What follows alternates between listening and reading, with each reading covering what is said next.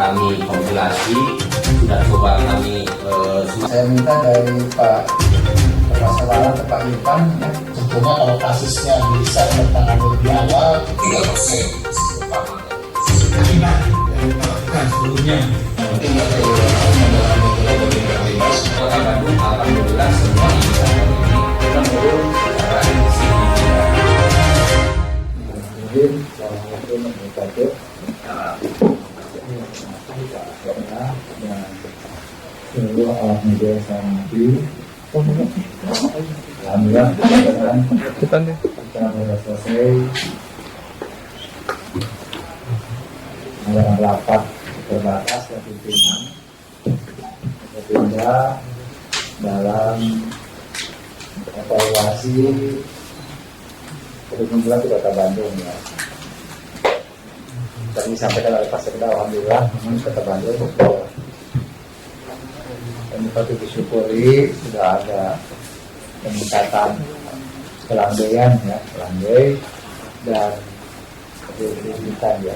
Hari ini kita berada pada zonanya zona oranye ya, orange ya.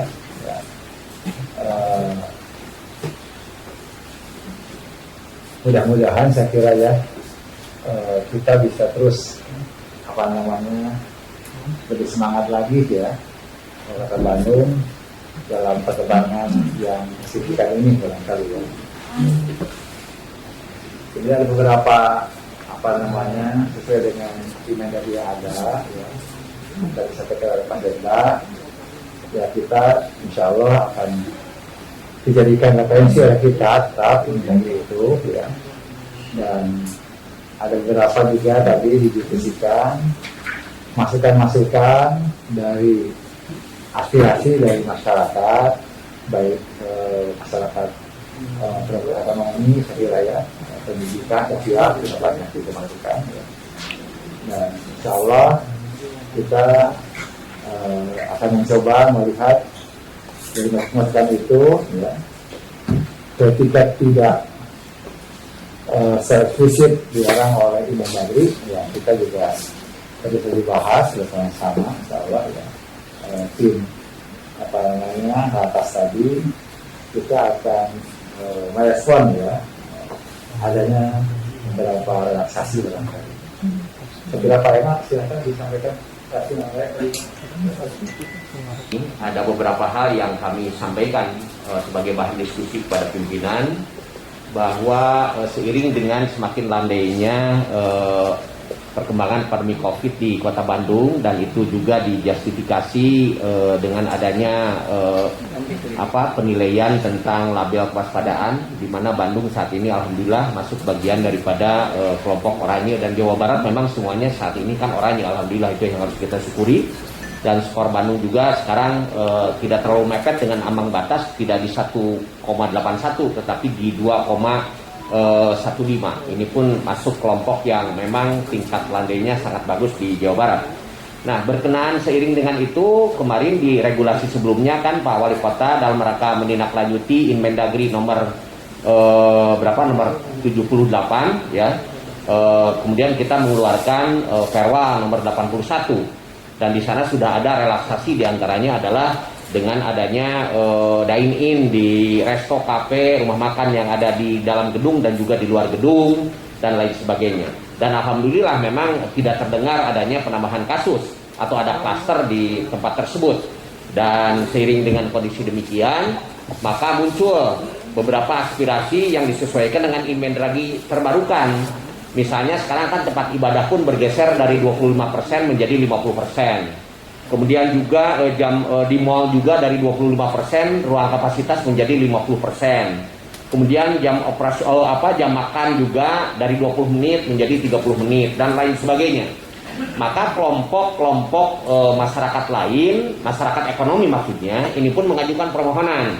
Misalnya tempat hiburan mohon untuk bisa dibuka, karena mereka juga banyak tenaga pekerja di sana. Kemudian juga mice ya atau mais, itu pun menjadi aspirasi yang disampaikan melalui PHRI. Mereka ingin ada kelonggaran, bagaimana pertemuan-pertemuan di tempat-tempat tersebut untuk bisa diakomodasi. Kalau olahraga saya pikir sudah semakin clear ya.